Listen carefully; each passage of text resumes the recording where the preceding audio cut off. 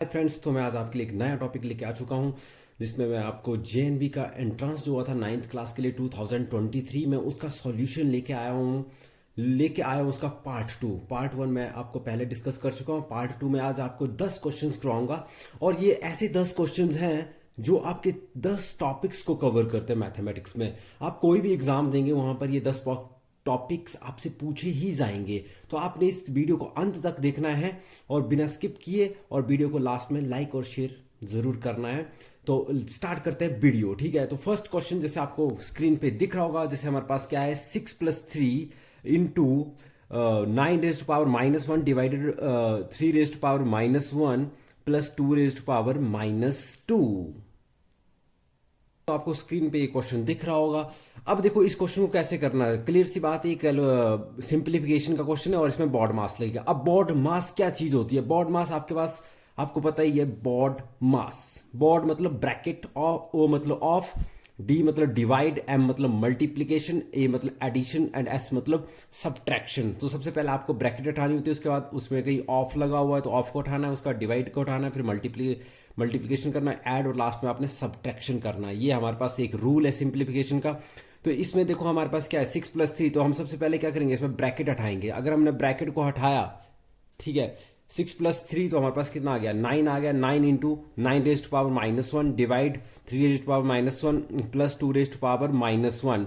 Bracket तो हट गया, पर प्रॉब्लम क्या है, यहाँ पे डिवाइड का साइन भी है, लेकिन डिवाइड के साइन के आसपास क्या है, यहाँ पे पावर माइनस में। तो सबसे पहले हम क्या करेंगे, इस पावर को पॉजिटिव करेंगे। पॉजिटिव करने के लिए हम क्या करेंगे, देखो क्या किया, 9 इंटू, देखो इसको 1/9 कर देंगे तो पावर इसकी पॉजिटिव हो जाएगी। नेक्स्ट वन डिवाइड 1/3 कर देंगे, इसकी पावर पॉजिटिव कर रहे हैं। नेक्स्ट वन क्या, 2 रेज़ टू पावर -1, ये क्या बन गया, 1/2 रेज़ टू पावर 2। ठीक है जी। अब देखो इसमें आपको क्या है, यहाँ मैंने फॉर्मूला भी लिख दिया है कि a raise to power -m हो तो किसके इक्वल होता है, 1/a rays to power m। अब यहाँ पर आपको फ्रैक्शन दिख रहा होगा, देखो 3/1 और 1/4, थोड़ी खिचड़ी जैसी लग रही होगी। यहाँ पे देखो इनका एलसीएम क्या आएगा, 4 और 1 का 4 ही आएगा।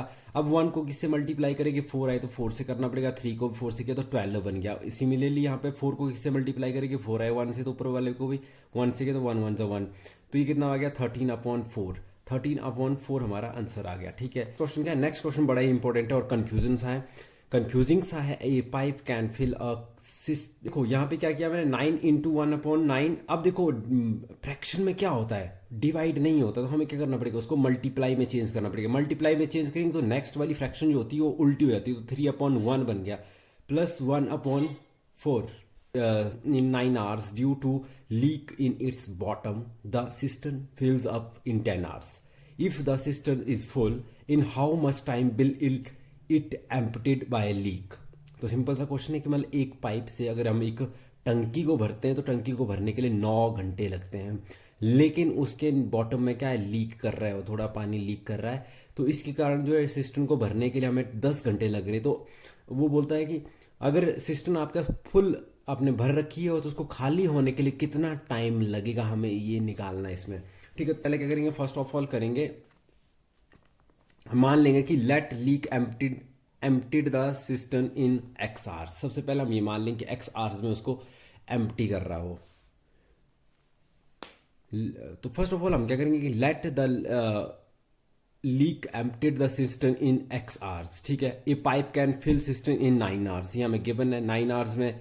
उसके बाद हम क्या लिखेंगे कि due to leak time taken to fill system is 10 hours.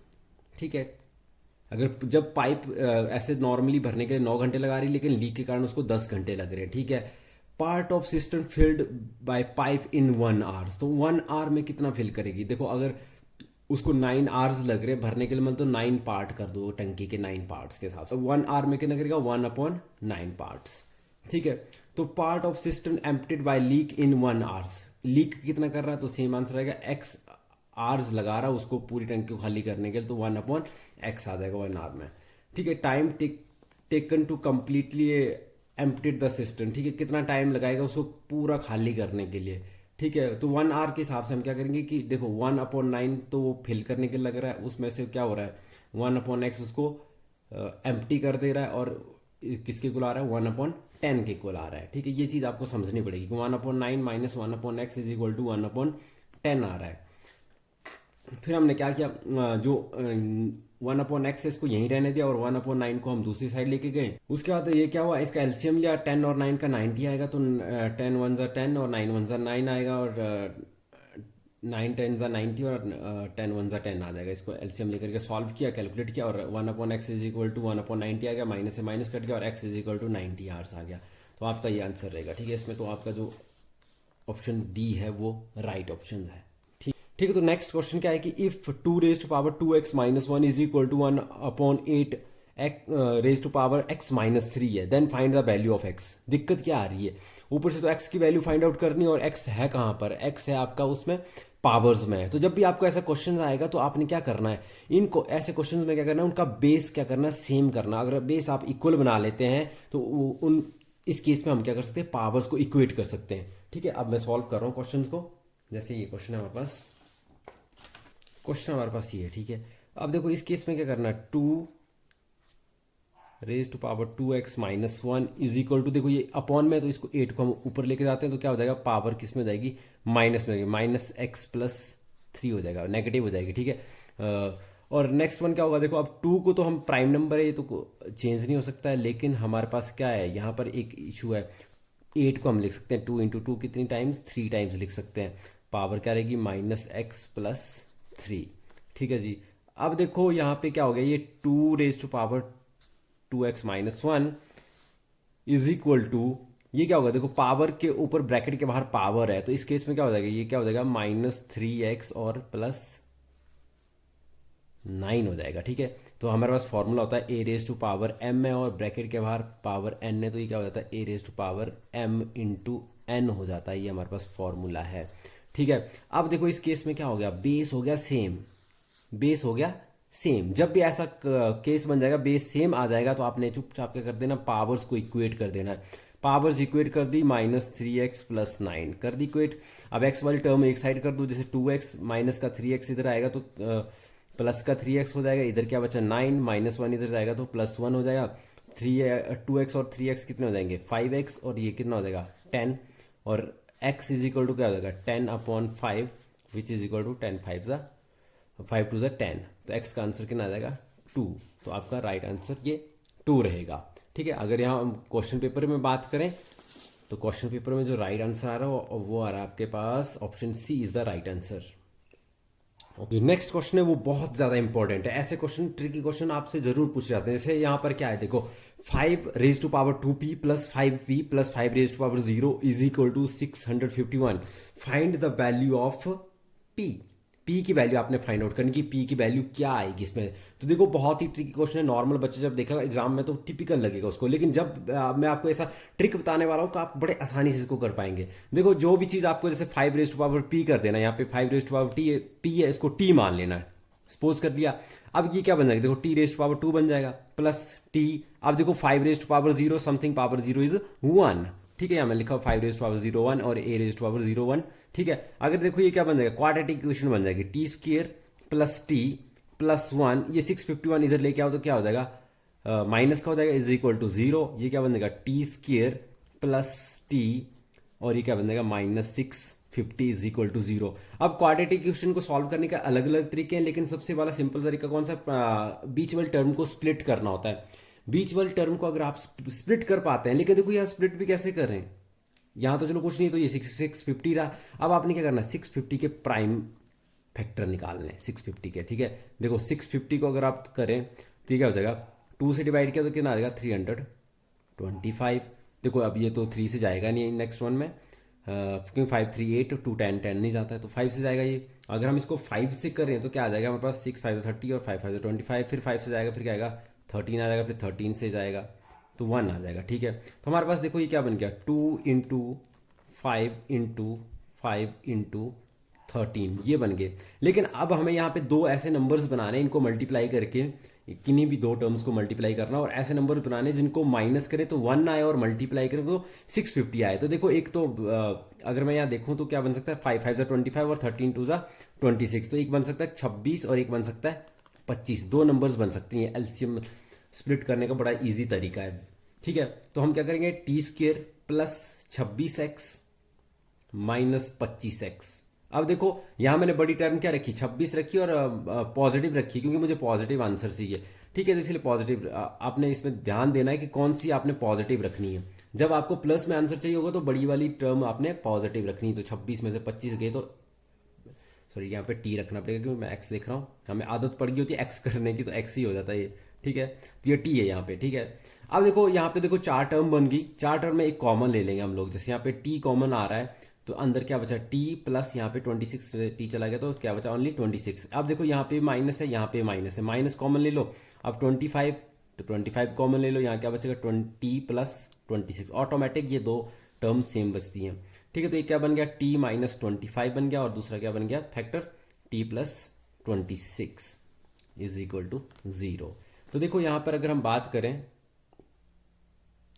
तो t यहां से अगर इक्वल टू 0 करे, t minus 25 is equal to 0 करे, तो t क्या आ जाएगा, प्लस का 25। अगर यहां से करें बात, अगर t plus 26 is equal to 0 करें तो t क्या आ जाएगा, दूसरी साइड माइनस का 26। तो इसको हम रिजेक्ट कर देंगे। ठीक है, अब रिजेक्ट करने का भी मैं कारण, रिजेक्टेड क्यों, क्योंकि 5p is equal to T कर रहा है। तो जब भी यहाँ से पावर दूसरे लेके जाएंगे तो नेगेटिव के ऊपर जब पावर स्क्वायर रूट या क्यूब रूट कुछ भी बनता है तो इमेजिनरी नंबर में आ जाता है। तो इसलिए हमें क्या करना पड़ेगा, t raise to power t is equal to 25 हम इसको कंसीडर करते हैं। तो अब देखो 5p is equal to T है, तो t इज इक्वल टू कितना आ जाएगा 25। अब देखो लास्ट क्वेश्चन मैंने किया था कि अगर जैसे लास्ट क्वेश्चन में मैं x की वैल्यू निकालनी थी और x कहाँ था, पावर्स में था, लेकिन यहां पर क्या है, यहां पे p की वैल्यू निकालनी हो, p कहां पर है, पावर्स में, और दूसरी साइड क्या है, सिंपल नंबर्स है। तो हमने क्या करना है, इसको भी 5 की जैसे यहाँ पे 5 है तो इसको भी 5 की फॉर्म में लाना है। तो 5 रेज टू पावर p, तो अगर हम इसको 5 इंटू 5 करें तो 5 रेज टू पावर 2 भी कर सकते हैं, 5 5 25। तो यहाँ पे से हम देखो बेस सेम हो गया, बेस सेम हो गया तो पावर्स को क्या कर सकते हैं, हम इक्वेट कर सकते हैं। तो p is equal to 2 answer आ गया हमारे पास। ठीक है, तो ये हमारा बहुत इंपॉर्टेंट क्वेश्चन है। ठीक है, तो ये हमारे पास जो इसमें आंसर देखे तो इस पर का आंसर भी क्या है, 2 आंसर है। देखो एग्जामिनर देखो बड़े ट्रिकी क्वेश्चन डालता है, ऊपर वाले का आंसर भी 2 और नीचे वाले का भी आंसर 2 है।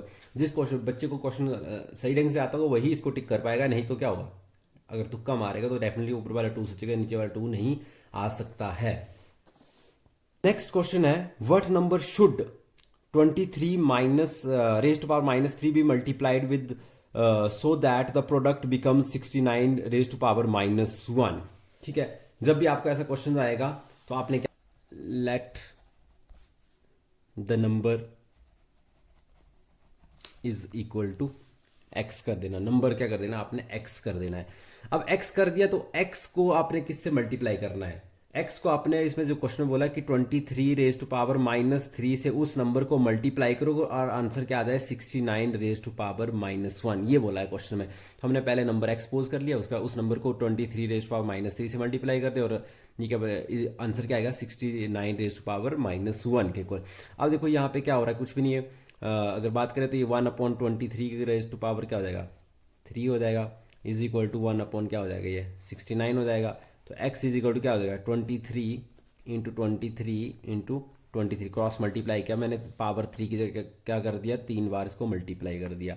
तो 23 1 जा 23, 23 3 जा 69। तो x इज इक्वल टू क्या 23 जा हो जाता है 529 और अपॉन क्या आ गया 3 आ गया हमारे पास आंसर। तो यह x की वैल्यू क्या आएगी 529/3। तो इसमें आंसर क्या आ रहा है हमारा 529/3, c option is the right answer है हमारे पास। नेक्स्ट क्वेश्चन जो वो आपका बोल रहा है, क्या बोल रहा है, the 4 angles of quadrilateral are in the ratio of 2:3:5 and 8 what is the difference between smallest and greatest angles of the quadrilateral. मतलब आपके पास क्वाड्रिलेटर है, चतुर्भुज है जिसकी 4 भुजाएं होनी चाहिए, चतुर्भुज में आप जानते हैं क्वाड्रिलेटर में, और उसके 4 एंगल्स होते हैं, उनका रेशो दिया हुआ है। जैसे फर्स्ट का दिया हुआ है आपके पास 2:3:5 एंड 8, तो बोलता है कि जो भी आपके आंसर आएगा उसमें बड़ा एंगल आएगा और छोटा एंगल आएगा, उनको आपने डिफरेंस निकालना, माइनस करना। जैसे हम सपोज करो जब भी आपको कोई भी चीज़ रेशो में आती है तो कैलकुलेशन में आपको सिखाया जाता है, क्या सिखाया जाता है कैलकुलेशन में, कि आपने क्या करना उसको x में कन्वर्ट कर लेना। जैसे ये 2x मान लिया, ये 3x, ये 5x और ये 8x। अब आपको पता है कि sum of all angles of quadrilateral is 360 degree. अगर मैं बात करें तो 3x plus 2x plus 3x plus 5x plus 8x is equal to आएगा 360। ठीक है, हम जानते हैं ये चीज़। अगर इन सबको प्लस करेंगे तो 2 3 5 5 5 10 और ये क्या हो जाएगा 18x इज इक्वल टू 360। तो x इज इक्वल टू क्या आ जाएगा 360/18 हो जाएगा। तो 18 2 ज़ा 30, 46 और x कितना आ जाएगा 20 आंसर आ जाएगा। ठीक है, लेकिन अभी हमारा क्वेश्चन खत्म नहीं हुआ। बोला इसमें बड़ा एंगल, तो बड़ा एंगल कौन सा आएगा? अगर पहले बात करें छोटा एंगल, छोटा एंगल कौन सा आएगा? 2x वाला आएगा। तो 2 इंटू 20 क्या बन जाएगा? 40 डिग्री। और बड़ा एंगल 8x वाला बनेगा, नेचुरली सी बात है, जिसका बड़ा रेशो होगा। तो 8 इंटू 20 तो कितना आ जाएगा? 160। इन दोनों का डिफरेंस करेंगे तो कितना आ रहा है? 120। तो हमारा आंसर जो राइट आंसर रहेगा वो कौन सा रहेगा? डी ऑप्शन रहेगा। 120 इज द राइट आंसर। तो नेक्स्ट क्वेश्चन क्या है? बोलता है ABCD is a square, PQRS are the mid points of AB, BCCD and DA respectively. If the perimeter of square ABCD is 16√2 centimeter, then perimeter of square of PQRS. मतलब आपके पास ABCD एक वर्ग है, PQRS उसके mid point से उसकी sides के मध्य बिंदु हैं, और ABCD का परिमाप हमें दिया हुआ है 16√2 दिया हुआ है। तो PQRS का परिमाप निकालना है छोटे वाला। जैसे मैंने यहाँ डायग्राम बनाई हुई है, अब आपको ये मैंने डायग्राम बनाई हुई जैसे क्वेश्चन के अकॉर्डिंग बनाई हुई है। बोलता है कि ABCD क्या है? एक वर्ग है, बना दिया वर्ग। उसमें PQR और S क्या है? मिड पॉइंट्स हैं, मिड पॉइंट्स हैं। ठीक है जी। और हमें ये भी दिया हुआ कि इसका जो पेरीमीटर है, ABCD के जो पेरीमीटर है वो कितना है? ठीक है, मैं शॉर्ट में लिख रहा हूँ, perimeter of ABCD is equal to क्या है? 16√2। तो साइड क्या आएगी इसकी? साइड आपको पता है कि 4 इंटू साइड होता है formula, 4 into s is equal to 16√2। ठीक है जी। तो एस जो आएगा हमारे पास क्या आ जाएगी? 16√2/4, मतलब क्या होगा? 4 4 16, और साइड आ जाएगी हमारे पास 4√2। ये इसके आ गई, बड़े वाले जो बड़ा वाला स्क्वायर है ना, इसकी साइड आ गई। तो अब देखो हमें इसमें निकालना क्या है? पेरीमीटर किसका निकालना? PQRS का निकालना। PQRS का पेरीमीटर तब निकाल सकते हैं जब हमें इसकी साइड पता हो। अब साइड कैसे निकाल सकते हैं? देखो यहाँ पे एक ट्रायंगल बन रहे हैं, इसमें जैसे 4 ट्रायंगल बन रहे हैं, आप कोई भी पिक आउट कर सकते हैं, जैसे अगर हमें इनकी वैल्यू पता हो। अब देखो ये मिड पॉइंट्स हैं, और ये कितना है? पूरी लेंथ कितनी? 4√2 है। तो ये कितना रहेगा यहाँ पे? ये आपका कितना रहेगा? 2√2। ये भी कितना रहेगा? 2√2। ये भी कितना रहेगा? 2√2, क्योंकि मिड पॉइंट्स हैं। तो यहाँ पर अगर हम बात करें, जैसे इसी ट्राइंगल की बात करते हैं जो हमें नीचे वाला दिख रहा है, ASP। तो ASP क्या है? ट्राइंगल, एक राइट एंगल ट्राइंगल। तो हम इसमें पाइथागोरस थ्योरम लगा सकते हैं। पाइथागोरस थ्योरम किस पे लगती है? आप जानते हैं राइट एंगल ट्राइंगल पे लगती है। और ये क्या होता है? इसका कर्ण होता है, हाइपोटेनियस होता है, ये इसका बेस, और ये परपेंडिकुलर। तो शॉर्ट में लिखूंगा तो हाइपोटेनियस का square is equal to base का स्क्वायर प्लस परपेंडिकुलर का स्क्वायर होता है। तो हाइपोटेनियस का स्क्वायर तो हमें निकालना है, बेस हमारे को दिया हुआ है 2√2 का स्क्वायर प्लस 2√2 का स्क्वायर। तो ये क्या हो जाएगा? 2 2 जा 4, और √2 का 8 प्लस 8 हो जाएगा यहाँ पे। ठीक है, h का स्क्वायर। ठीक है, तो यहाँ पे देखो h का स्क्वायर कितना बनेगा? h square is equal to क्या हो जाएगा? 16, और h कितना आ जाएगा? 16 किसका स्क्वायर रूट होता है? 4 का, तो 4 सेंटीमीटर आ जाएगा। तो यहाँ से हमें जजमेंट होगी कि ये कितना है? ये 4 सेंटीमीटर है। तो साइड इसमें आ गई 4 सेंटीमीटर। तो ये 4, ये भी 4, ये भी 4, 4 4 कितना हो जाएगा? ये 16 हो जाएगा। मैंने यहाँ 12 लिख दिया था। तो 16 सेंटीमीटर आंसर आएगा। तो आपका राइट आंसर क्या रहेगा? डी ऑप्शन आपका राइट आंसर रहेगा, 16 सेंटीमीटर। ठीक है जी। नेक्स्ट क्वेश्चन क्या बोलता है? The perimeter of 2 squares are 40 centimeter and 32 centimeter. What is the perimeter of third square whose area is equal to the difference of area of first 2 square. ठीक है जी। तो third square का area निकालना, जो third हमारे पास आएगा। और third जो हमारे पास, जैसे मैं यहाँ बना रहा हूँ ये स्क्वायर, मान लो 3 स्क्वायर बना लिए मैंने। फर्स्ट वाले का जो है 32 सेंटीमीटर है।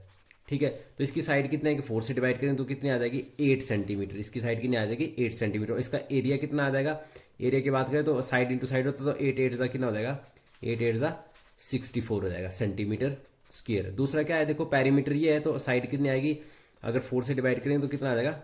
10 सेंटीमीटर। ठीक है, तो एरिया कितना आ जाएगा? 10 10 कितना आ जाएगा? 100 सेंटीमीटर। अगर डिफरेंस की बात करें तो डिफरेंस करेंगे तो वो थर्ड का एरिया आएगा। तो 100 में 64 कम किया तो कितना आ जाएगा?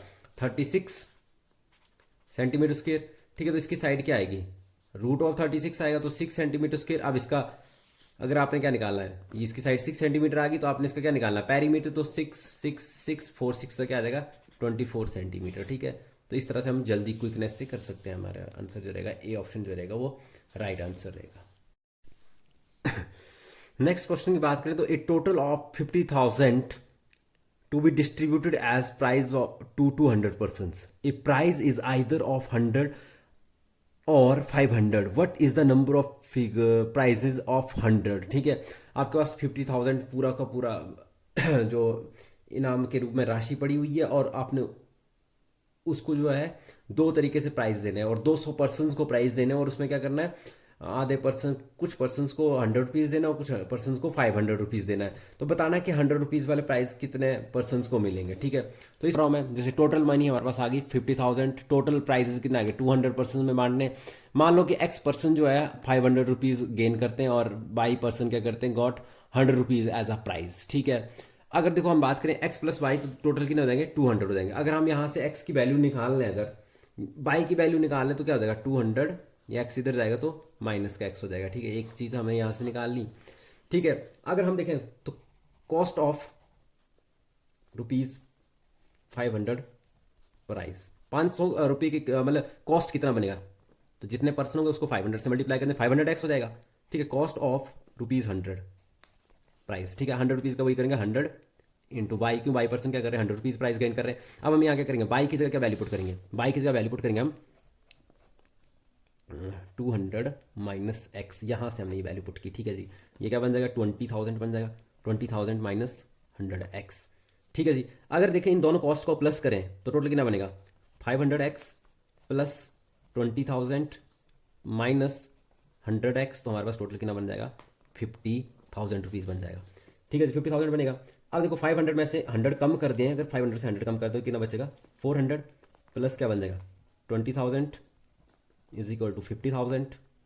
ठीक है जी, एक्स भी इसके साथ 400x इज इक्वल टू क्या हो जाएगा 50,000 में से माइनस करेंगे 20,000 इस साइड जाएगा तो क्या हो जाएगा एक्स इज इक्वल टू क्या हो जाएगा 30,000 अपॉन 400 हो जाएगा। ठीक है जी, जीरो से जीरो दो कट जाएंगी, 4 से इसको काटेंगे तो कितना बचेगा ये 75। तो एक्स क्या आ गया 75, मतलब एक्स किसकी वैल्यू आई जब हमने ऊपर सपोज की थी, एक्स किसकी वैल्यू सपोज की थी कि जिनको 500 रुपीज़ प्राइस मिलेगा।